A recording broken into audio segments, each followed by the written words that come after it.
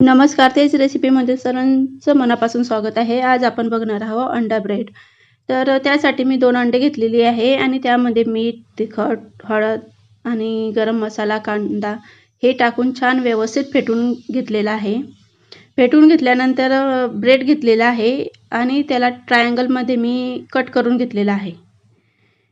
तुम्हाला ज्या शेपमध्ये हवे त्या शेपमध्ये तुम्ही ते कट करून घेऊ शकता.